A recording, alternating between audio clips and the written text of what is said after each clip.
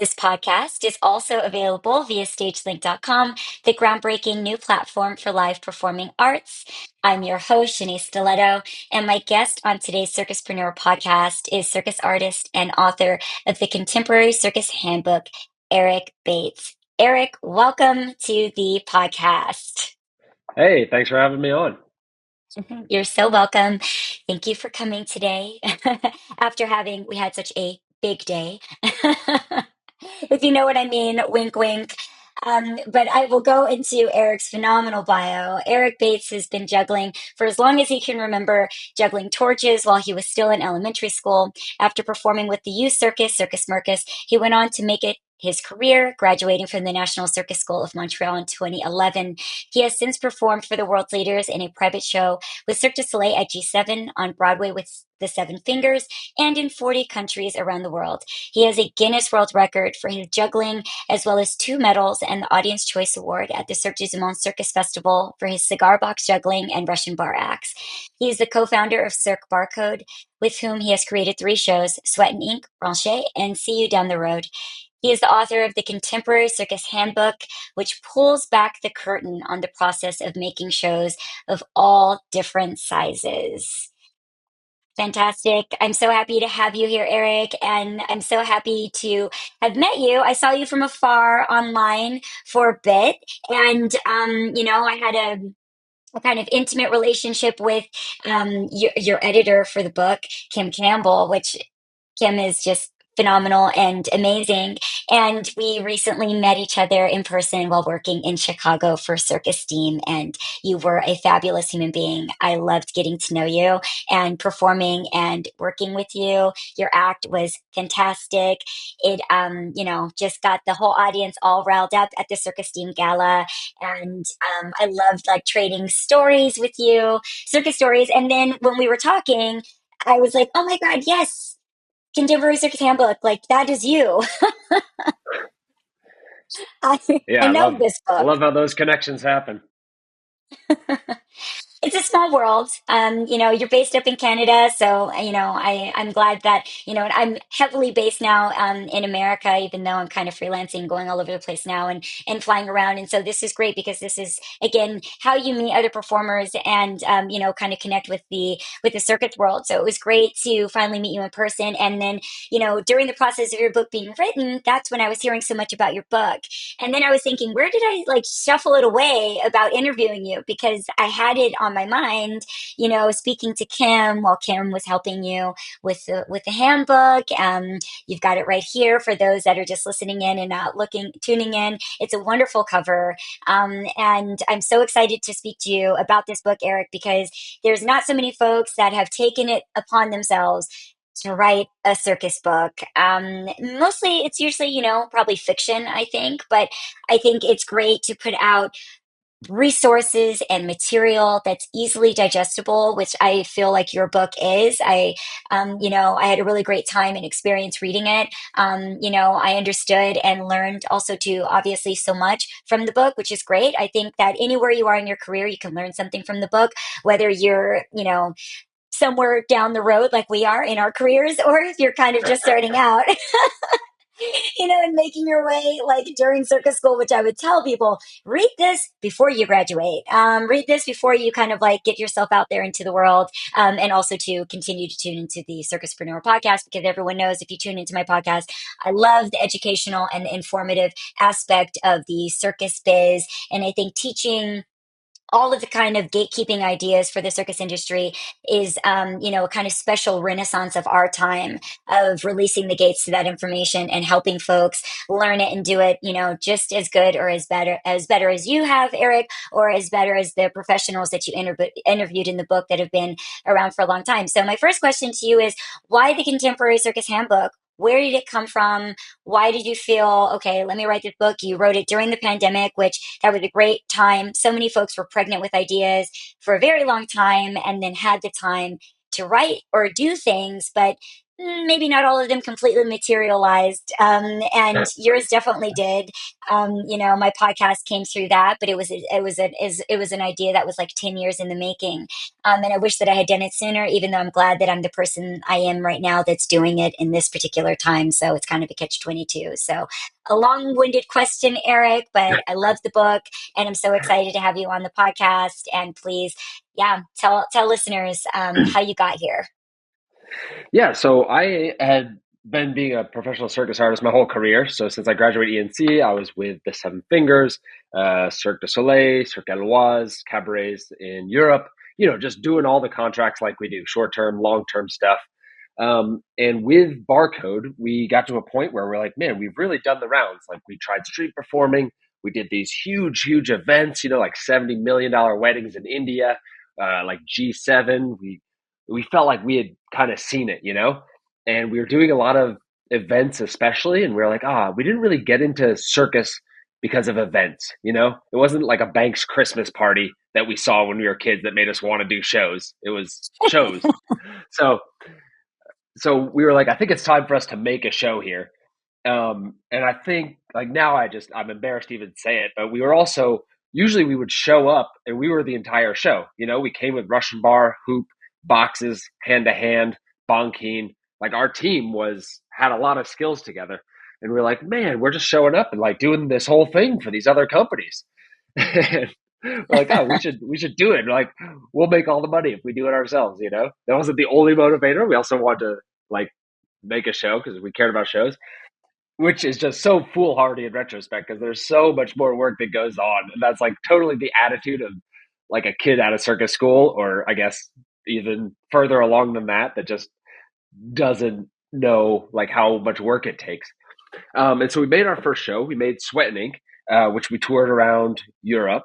And we played, we played in Montreal, the Tohu. We played in Paris. We played all over the place. But the creation was really difficult because we never made a show before, and we just got rocked pretty much. It was like School of Hard Knocks. We did everything the hard way. We weren't sure how to delegate, and finding carnet ATAs, like you need a passport for all your equipment and just all this stuff that you have no idea about when other people are taking care of it. And so during the pandemic, we started making our second show. And this one, we were going to hire more people to perform in the show. We were hiring artists and not just doing it ourselves. And I think right around there, I really was examining the process of how we made a show and what our creative process was like, because I knew if I was bringing in people that weren't ourselves, I needed it to be a smoother process. I needed them to have a good time if I was hiring them. That was really important to me, and that I would take care of them if I asked them to trust me with this creative process and hopping into sort of a small company's creation process. So I was examining that process, and as I did it, I made me think like, how are other people doing this? What have my experiences been on other shows? And just realizing how little I knew about it and how curious I was how other people do this. And so I started talking to more and more people. And since I had time during the pandemic, I started interviewing people, and it just grew and grew to the point where I was like, oh, I think I'm writing a whole book. This isn't just an article or a little ebook. This is going to be a real thing. And then, I got an editor, Kim, and then I got a publisher that Kim recommended, Tom, who publishes circus books. And they just, held me accountable to bring it to that next level and to make sure we were really leaving no stone unturned and helping people with this thing that I think everyone learns the hard way. And so hopefully we can make it a little bit easier for people. I think that you're definitely making it easier for people with this book. And so if you're listening in, please read the book because, the way that Eric really lays out, the steps like 1 through 5 billion, because it is very difficult to make a show. It's very difficult to make a show. So, from steps from 1 to 5 billion, he really lays it out. It's a very easy read. But you're also, dealing with a lot of complex concepts. So you've got a lot of great exercises in the book, Eric. They're fantastic. And I think, this is a really great book, even if it's not about creating a contemporary circus show. I think that you can use this for many different things actually and apply, similar principles and exercises that you have in the book, because it's really taking you on a journey of, either growing a business, but at least definitely growing an effort or something that you want to establish, something that you want to grow, and something that you want to make. And so many folks are starting from scratch, especially in this business where they really don't get this type of, I think, education in a circus school, or if you're not coming from a circus school, which so many Yeah. folks are not coming from a circus school. And I think that these should actually be adapted into a lot of curriculums. You should be able to understand at least the crooks and like the small components of how to put together a small show, because especially now moving forward, I think that's a Yeah. great idea for most folks to kind of lean into. Especially there's so many different arts and circus collectives that are kind of sprung up.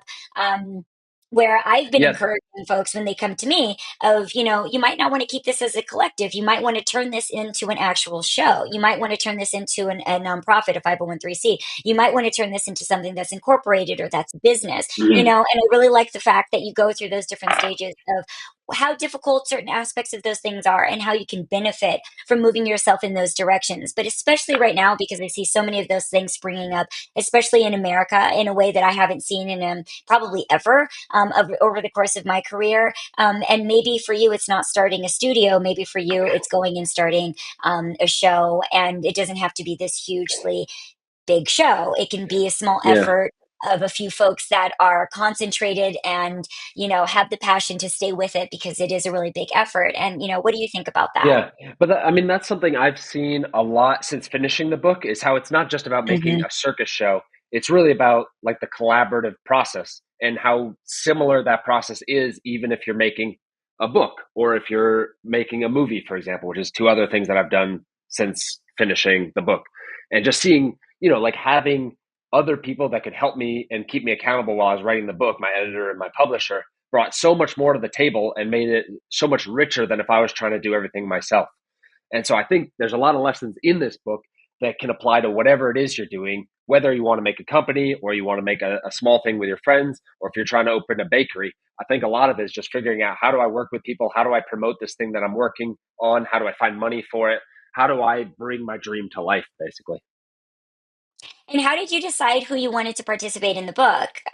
Who inspired you to, be interviewed? Because you interview some folks quite a bit throughout the book, and they're all really fantastic human beings. And so, how did you kind of dwindle it down to who you wanted? Were there more people that you interviewed that didn't even make it into the book? This time around for maybe like a part two? I don't know, because I feel like you really got it in there. I don't know if you even need to do a part two, because there's so much in there and it might just turn into something else. But, you really didn't leave, I think, like any stone unturned, which speaks to, I think, the thoroughness of those of us that have been kind of circuspreneurs in this industry, where you kind of have to do that to maintain a career, no matter what type of career you have in this industry, especially if you have any kind of semblance of a career that's kind of freelance, which most folks will start out in that way. Not everybody's going to go into a resident show or to a touring show for like Yeah. 1 to 10 years or 1 to 5 years. You're going to have to really know how to take care of yourself. And research is a really big part of that. Yeah, I think it was really important to me to talk to a few different models of creation. So I wanted to talk to, a big company like Seven Fingers. And since I have access to them and their shows are so good, I'm like, well, how do you guys do it? Like, you're the gold standard in Montreal. So I wanted to talk to Gypsy and Shayna and get their perspectives. But I also wanted to say, how do you do it if it's not a Hollywood movie? How do you do it if it's like an indie film? Um, so in that case, I talked to some street performers. I talked to some friends in Vermont that were making a brand new cabaret like 4 times a year, always making new material, always bringing new guests. And it's just to see like all of the different possibilities. There's no right way, there's no right size to make a show.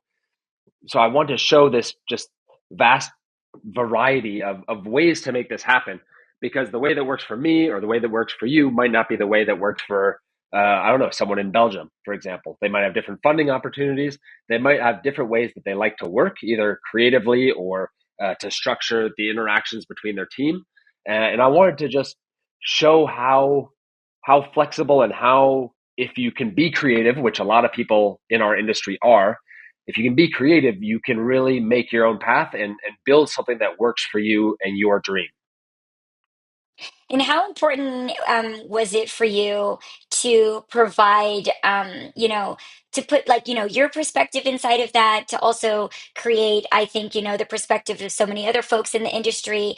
Because, sometimes people are coming from maybe just like one perspective. They don't want to, kind of like outsource and use too many Mm-hmm. different perspectives because they feel like that'll be too complicated, or Mm-hmm. make it too challenging for folks to kind of like follow along, and they want to keep it a little Yeah. bit more concentrated. But what I liked is that you did provide so many different perspectives, because sometimes folks are so stuck on their one idea, and I think that that can kind of get you into trouble, even if it's a really fabulous idea. And you talk about that a lot in the book, of staying so focused on one thing and not being willing to deviate or let it go or fail to get to another Mm-hmm. level, or actually just Yeah. like have others give perspective so that you can, get the assistance and the help that you need to make yourself, to make the show, make the concept better, to work better as a group, and to also allow folks to point out where you might be making mistakes. Sometimes I see people being a little bit too precious around an idea and a concept, and then kind of once they're have it around folks, they realize, maybe I should have gotten a little bit more feedback before, I Yeah. kind of like put this out, into the world. And feedback can be harsh, and sometimes, I've thought about this too while reading your book, Eric. The majority of the times when I've seen a show, you're always thinking there's this one aspect of, I think that they should have changed that. And do they have the proper people around them to change that one Yeah. thing that almost everybody can see is not right? Kind of, ruins the entirety of the rest of how the rest of the show works, even though the show might be great. And sometimes I wonder, Yeah. who wasn't there that needed to be in the room, and who wasn't allowed, or whose voice wasn't made space for. Any of those things, you never really know, because sometimes you can't Man, you can't figure it out, even by speaking to now everybody that worked on it.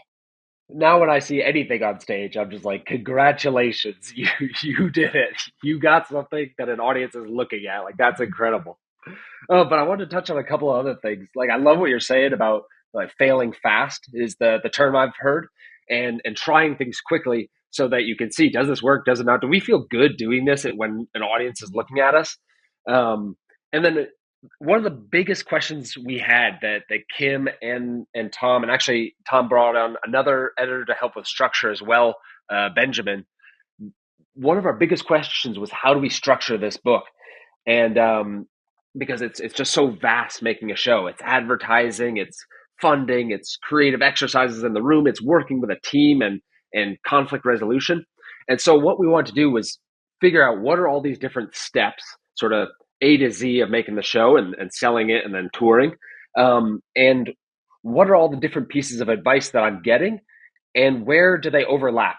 Because if I got a lot of people saying the same thing, oh, okay, Shayna is saying this, but someone Yes. in France is saying the exact same thing. They have a very different thing, but they're like, this is the key piece of advice. I was like, okay, I've got 3 or 4 people saying this. I have to include it. Even if I've never tried it, I was like, this seems to be a recurring theme that people are universally saying this will help you.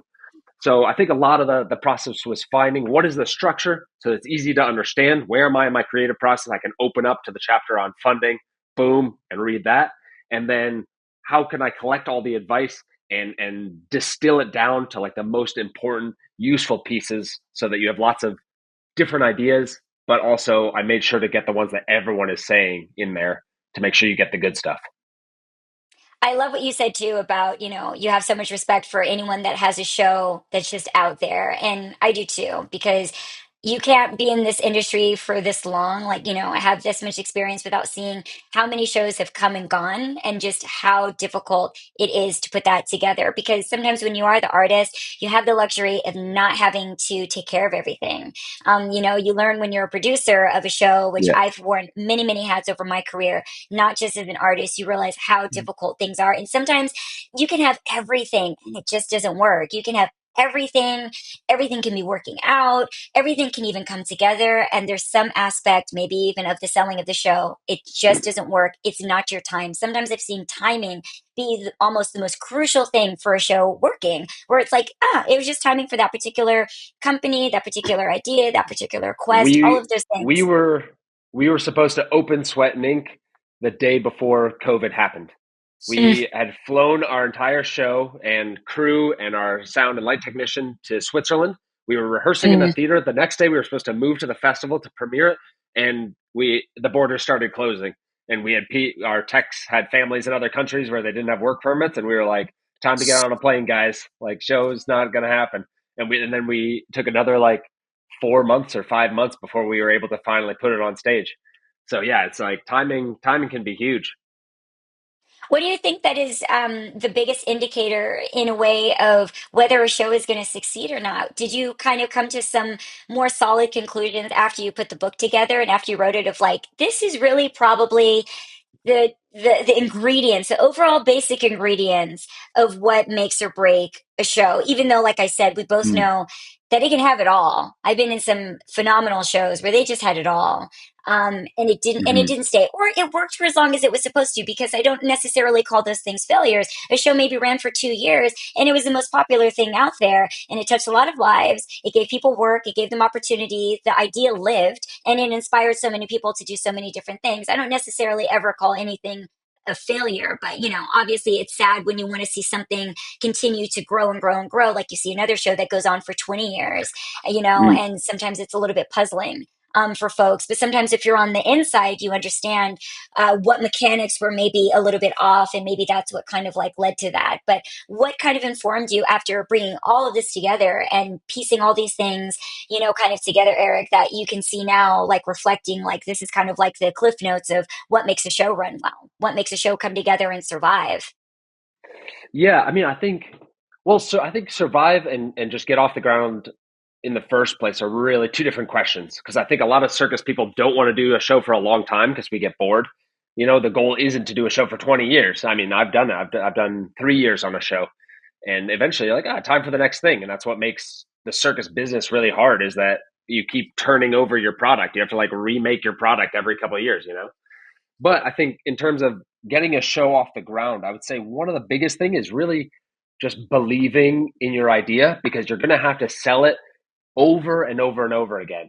Like, you're going to have to be genuinely passionate about the thing you want to make, because you're going to have to sell it to raise money for the show, whether that's to private investors or to a granting board to convince them that this is a great idea. You're going to have to sell your team uh, this dream that you have, and try to get them to dream the same dream with you until you can bring it to life. And then eventually you're going to make the thing, and you're going to have to sell that to theaters and tell them why this show should exist in the world and why they should bring it to their country, why they should fly you halfway across the world, or maybe drive you even down the road, but go to all the trouble to bring your thing to life. And if you don't believe at the core of your being that the thing you're making is important, it's really hard to do that for the 2 3 years it can sometimes take to get these things to that stage where they're actually rolling. Yeah, and I mean, I have seen, people putting together shows, it literally break people. I mean, this is, you know, I have seen this break the souls and spirits of some of the strongest people I've ever seen. And even then, and it's a lot. Yeah, don't make a Everybody's, show. No one should make a show. no one should make a show. Don't buy No the one should book. Don't make a show. But this is the reason to buy the book, because people needed this book. Folks need this book, because before this, it's just, folks kind of keeping it in house, and you might not ever get close enough to this type of consolidated material and information, Eric. And that's the beauty of someone taking the initiative and putting it into a digestible format and doing the painstaking research to help folks, so it doesn't feel like, I think it's going to cost them their soul to get this show together and to put it on. And you reiterate that, I think, a lot in the book of like, Mm. take the time and have a plan so that you can execute your idea properly, so that it doesn't break down, so that you don't have these same difficulties. So making something more streamlined and easy, but also too, like, not lying to folks about the ins and outs of what it takes to be able to do this, being professional, having that plan, having that business plan, knowing what to say, like really educating yourself and doing the research, which I think, sometimes folks kind of get into something, again, because we love it and we're so passionate about it, sometimes it's really hard for us to take the time, to lay things out. You kind of want to just like dive in. And, some aspect of that is very important. Obviously, certain things you wouldn't even do it if you weren't passionate enough to just kind of dive in and like learn later. I think that's one of the other things that's really valuable. Maybe if you did know, you wouldn't try, you wouldn't start it. But piggybacking off of that, what was your favorite, or what is your favorite chapter in the book? What is your favorite component about the Contemporary Circus Handbook for you Mm. personally? Oh yeah. I mean, there's definitely a lot of meat and potatoes in there. Like the Yeah. here's how you do it. It's not necessarily the fun part. I didn't become a juggler because I want to get good at spreadsheets, but it's hard to make a show if you can't use a spreadsheet.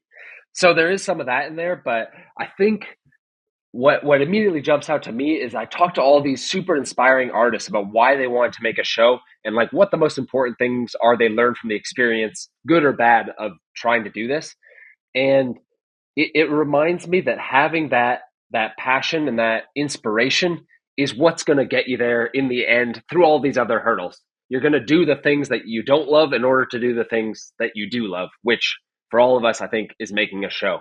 And so I think my favorite chapter is definitely like having that first spark of an idea and starting to build the team and telling people, look, I'm doing this, and watching it gain gravity and just suck people into it and get bigger and bigger.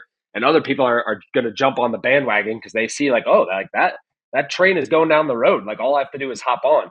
And so like, yeah, that idea of just getting this started and doing the pushing to get it started is really, really fun. And that gets my juices going. Whenever I see someone working on a project that they're passionate about, like I just want to help them out. And so seeing all these other people that did that and hearing about their experiences, like that's definitely my favorite part of the book.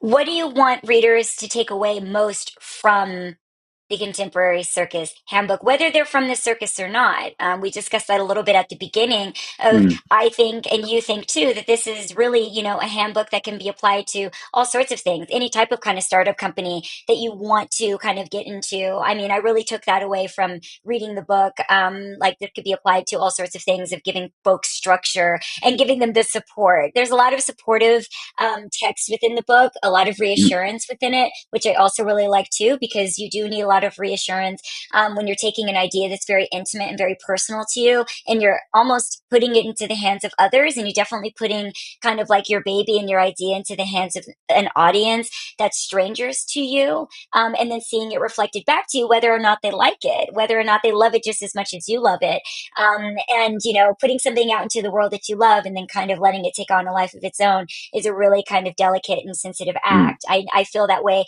every single time I do a podcast, and voicing and using my voice and wanting folks to be as inspired for an episode as I am, or making sure that I respect the episode as much as I feel like it deserves. And maybe if I miss the mark, because you can't get there every single time. And maybe your first show isn't going to be the show. Maybe it's going to be your second or third or fourth incarnation.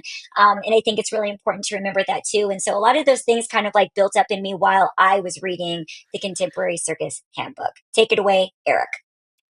Okay. What do you're asking what people what I hope people get out of this book? Yeah.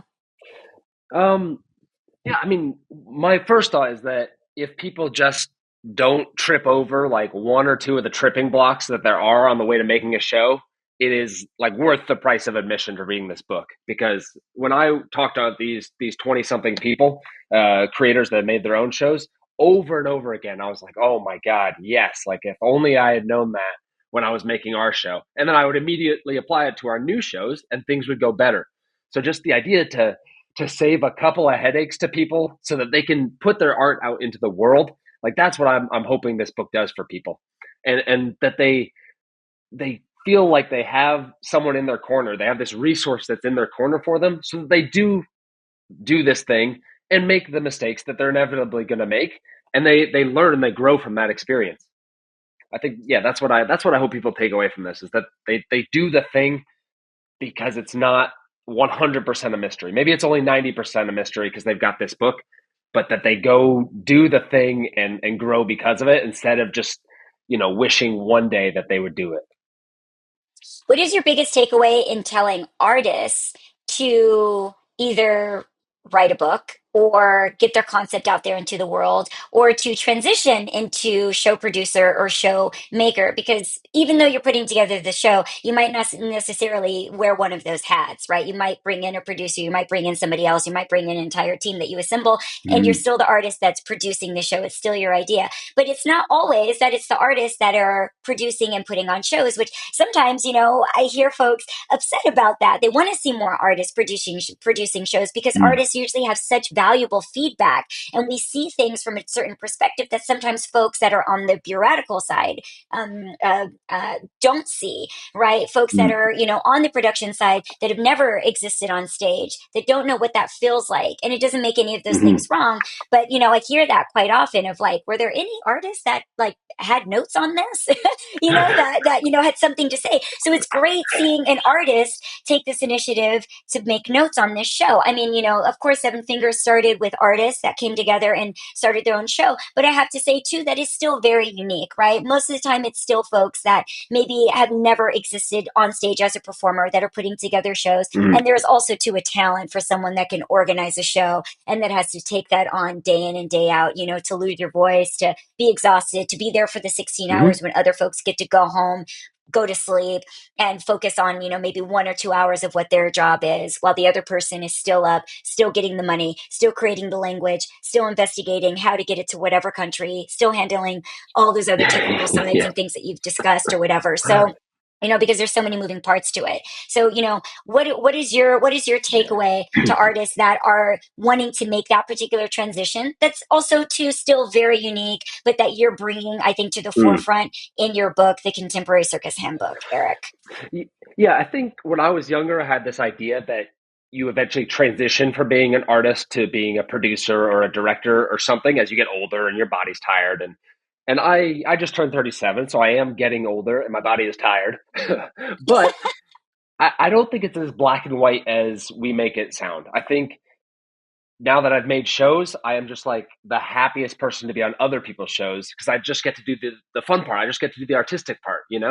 But I Yeah. also don't believe that I suddenly have a huge say in what I'm doing on that stage because it's their project.